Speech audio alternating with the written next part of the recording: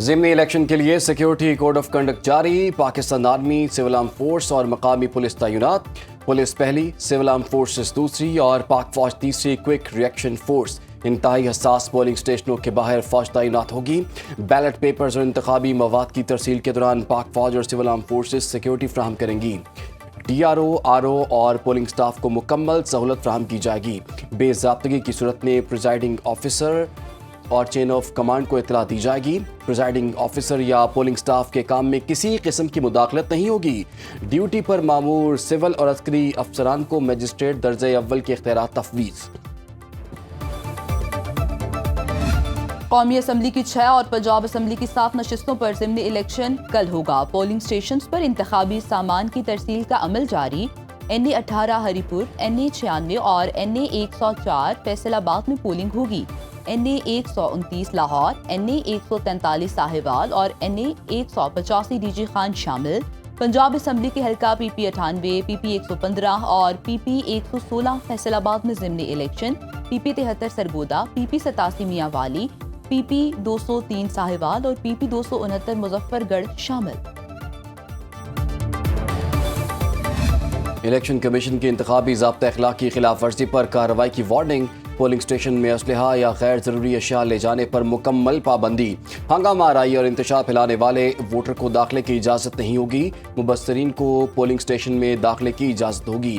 کسی اہل ووٹر کو پولنگ اسٹیشن میں داخل ہونے سے نہیں روکا جائے گا۔ الیکشن کمیشن کا انتخابی ضابطہ اخلاق کی خلاف ورزی پر وزیر اعلیٰ خیبر پختونخوا سہیل آفریدی اور وزیر اعظم کے مشیر رانا ثناء اللہ کے خلاف ایکشن۔ وزیر مملکت داخلہ طلال چودھری کو 50,000 روپے جرمانہ، 24 نومبر کو تلبیہ۔ وزیر تعلیم پنجاب رانا سکندر کو ڈسٹرکٹ مانیٹرنگ آفیسر فیصل آباد نے وضاحت کے لیے طلب کر لیا۔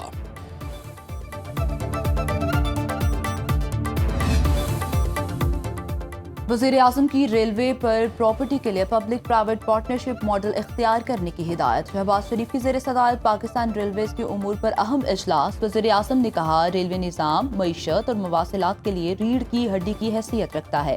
وزیر اعظم کو بریفنگ کے دوران بتایا گیا 56 ٹرینوں کو رابطہ پر منتقل کیا گیا۔ 54 ریلوے اسٹیشنز کو ڈیجیٹائز کیا جا چکا، 4 ٹرینوں کا آؤٹ سورس کیا جا چکا، مزید 11 ٹرینوں کو آؤٹ سورس کیا جائے گا۔ اسلام آباد تہران استنبول ٹرین کا جلد آغاز ہوگا۔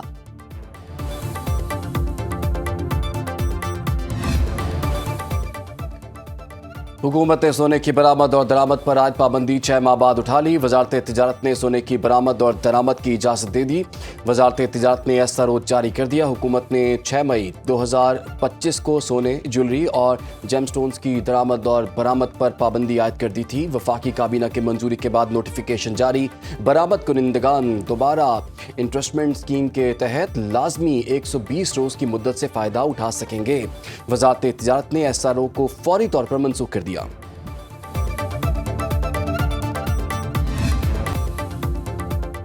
برسلز میں پاکستان اور یورپی یونین میں اسٹریٹجک ڈائیلاگ کا 7واں دور۔ نائب وزیر اعظم اسحاق ڈار اور یورپین یونین کی نمائندہ برائے امور خارجہ کایا کلاس نے مشترکہ صدارت کی۔ 2019 کے اسٹریٹجک انگیجمنٹ پلان کے تحت جاری تعاون کا جامع جائزہ لیا۔ نائب وزیر اعظم کی برسلز میں اہم ملاقاتیں، کروشیا اور سنگاپور کے وزرائے خارجہ سے دو طرفہ علاقائی اور عالمی امور پر بات چیت، سیاسی اور معاشی روابط بڑھانے پر اتفاق۔ ترجمان دفتر خارجہ کے مطابق ملاقاتیں چوتھے EU انڈو پیسفک وزارتی اجلاس کی سائٹ لائنز پر ہوئیں۔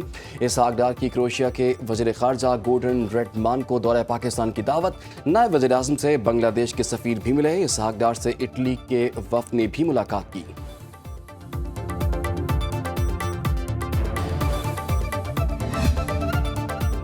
وفاقی وزیر اطلاعات عطا تارڑ سے سیکریٹری جنرل D8 برائے اقتصادی تعاون ایمبیسڈر اسیاقہ عبدالقادر امام کی ملاقات۔ D8 ممالک میں باہمی تعاون بڑھانے پر بات چیت، میڈیا کے شعبے میں تعلقات اور فیک نیوز سمیت اہم عالمی امور پر تبادلہ خیال کیا گیا۔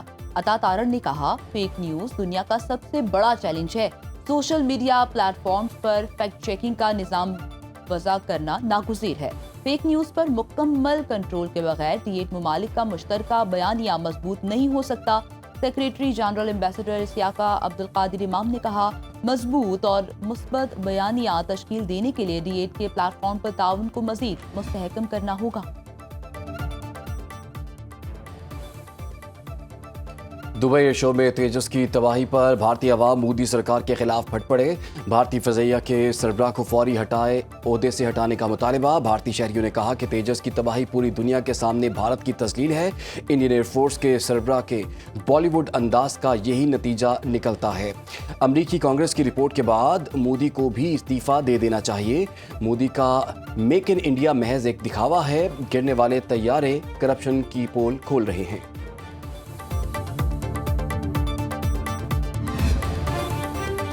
भारतीय मीडिया ने तेजस हादसे का जिम्मेदार अमेरिका को ठहरा दिया। गोदी मीडिया ने भारत की नाअहली छुपाने के लिए तेजस हादसा अमेरिकी इंजन पर डाल दिया। जनरल रिटायर्ड बख्शी और अर्नब गोस्वामी की दिफाई कमजोरी छुपाने की कोशिश। अर्नब गोस्वामी ने कहा, अमेरिकी जनरल इलेक्ट्रिक भारत का कभी दोस्त नहीं रहा। अमेरिका LCA प्रोग्राम और तेजस को एक खतरा समझता है। जनरल रिटायर्ड बख्शी ने कहा, आप नहीं जानते कि कब सिंदूर 2.0 दोबारा भड़क उठे। अमेरिका पर मलबा डालना बार साबित न हुआ। तैयारा हादसा भारतीय दिफाई सनत की नाकामी का वाज़ेह अक्स है। अमेरिका के बाद फ्रांसीसी कमांडर की भी पाक भारत जंग में भारतीय शिकस्त की तस्दीक। आलमी नुमाइंदों की मौजूदगी में कैप्टन योकलोने ने पाकिस्तानी फ़ज़ाई सलाहियतों का एतराफ़ किया। कहा कि जंग में पाकिस्तान ने भारतीय राफेल तैयारे मार गिराए। पाकिस्तान के मजबूत दिफा और मौसर हिकमत अमली से जहाज तबाह हुए। राफेल तैयारों की तबाही में चीनी तैयारों की तकनीकी बर्तरी शामिल नहीं। खराबी राफेल तैयारे में नहीं, भारतीय पायलट्स में थी। पाकिस्तानी फ़ज़ाइया ने सूरत हाल को इंतहाई मौसर अंदाज में संभाला। दुनिया की मुसल्लह अफ़वाज ने पाक भारत फ़ज़ाई झड़प को बहुत करीब से देखा। गैर मामूली फ़ज़ाई जंग ने मुख्तलिफ ममालिक की अफ़वाज को पायलट्स, लड़ाका तैयारों और मिसाइलों की कारकर्दगी जांचने का नादिर मौका फराहम किया। मार्का हक में पाकिस्तान की फतह का आलमी सतह पर एतराफ़। अमरीकी कांग्रेस की रिपोर्ट पर भारत में सफ़े मातम बिछ गई। भारतीय अपोजिशन रहनुमा जयराम रमेश मोदी पर बरस पड़े। कहा, रिपोर्ट के मुताबिक पहलगाम में कोई दहशतगर्द हमला नहीं हुआ। पाक भारत जंग में पाकिस्तान की जीत हुई। भारतीय शिकस्त पर मोदी को अपनी मुजरिमाना खामोशी तोड़नी चाहिए। आलमी सतह पर पहलगाम वाक़े को इंतहा पसंद हमला कहना भारतीय बयानी को बड़ा धचका है। अमरीकी कांग्रेस की रिपोर्ट भारतीय सिफारती वफ़द की अहलियत पर भी सवालात उठाती है।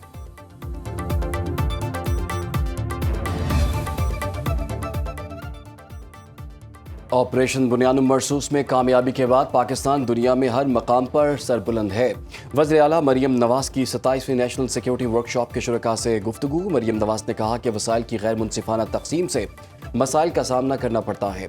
पंजाब में बहुत कुछ कर चुके और बहुत कुछ होने जा रहा है। एहतसाब ना होने पर पब्लिक सेक्टर में परफॉर्मेंस जीरो हो जाती है।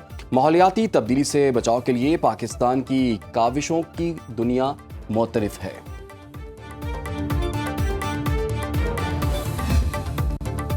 पंजाब हुकूमत का वज़ीर आला खैबर पख्तूनख्वा सुहेल अफरीदी की खत का जवाब। वज़ीर इत्तलात पंजाब अज़मा बुखारी कहती हैं, बानी PTI से बुकला की 420 और फैमिली की 189 मुलाकातें हो चुकी। वज़ीर आला पंजाब का जेल में कैदियों से मुलाकातें कराने से कुछ लेना देना नहीं। मुलाकातियों के नाम कैदी की तरफ से दिए जाते हैं। जेल हुकाम जबरदस्ती मुलाकात नहीं करा सकते। वज़ीर आला खैबर पख्तूनख्वा सुहेल अफरीदी की बानी PTI से मुलाकात न हो सकी। खैबर पख्तूनख्वा काबीना में तौसीक का फैसला। काबीना में मजीद 5 वज़रा, 3 मुशीर और 5 मुआवने खुसूसी शामिल किए जाने का इम्कान। वज़ीर आला खैबर पख्तूनख्वा ने डिजिटल पेमेंट्स एक्ट 2025 की मंजूरी दे दी। बिल की काबीना अरकान से मंजूरी ली जाएगी। सुहेल अफरीदी कहते हैं कि खैबर पख्तूनख्वा डिजिटल मईशत के लिए कानूनी फ्रेमवर्क मुतारिफ कराने वाला पहला सूबा है। हुकूमत, कारोबार और सर्विस सेक्टर्स में QR कोड के जरिए डिजिटल अदायगी लाजमी होगी। रजिस्टर्ड कारोबार पर 2 साल तक डिजिटल पेमेंट से कोई नया सेल्स टैक्स लागू नहीं होगा। डिजिटल अदायगी पर इजाफी चार्जेस लेना ममनू करार दे दिया। डिजिटल ट्रांजैक्शन से शफाफियत, सहूलत और माली तहफ़्फ़ुज़ में इजाफा होगा। खैबर पख्तूनख्वा हुकूमत का जदीद और माहौल दोस्त रिक्शा मुतारिफ कराने का ऐलान।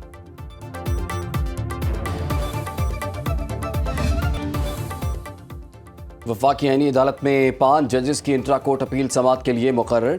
जस्टिस अमीनुद्दीन की सरबराही में लार्जर बेंच 24 नवंबर को समाअत करेगा। जस्टिस हसन रिजवी, जस्टिस बाकिर नजफी, जस्टिस के आगा बेंच में शामिल। जस्टिस रोजी खान और जस्टिस अरशद हुसैन शाह भी बेंच का हिस्सा। सुप्रीम कोर्ट के 5 रुकनी बेंच ने इस्लामाबाद में जजेस का तबादला दुरुस्त करार दिया था।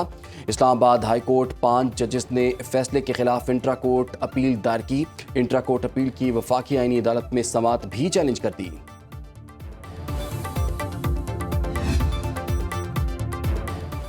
خاندانوں، وراثت اور وصیت پر چلنے والے کبھی انقلاب نہیں لا سکتے۔ امیر جماعت اسلامی حافظ نعیم الرحمان کا لاہور میں اجتماع عام سے خطاب۔ نظام وہ چلے گا جو اللہ کی مرضی کا ہوگا، قانون کی نظر میں سب برابر ہیں۔ بدل دو نظام کا مطلب ہے اب جاگیرداروں کا سسٹم نہیں چلے گا۔ جماعت اسلامی میں قیادت اور کارکن میں فاصلہ نہیں ہوتا۔ کون سی پارٹی ہے جس میں جمہوریت ہے؟ نوجوان چاہتے ہیں حالات تبدیل ہوں، سیاسی ورکرز کی عزت کرے، اختلاف کو اختلاف کی جگہ پر رکھے۔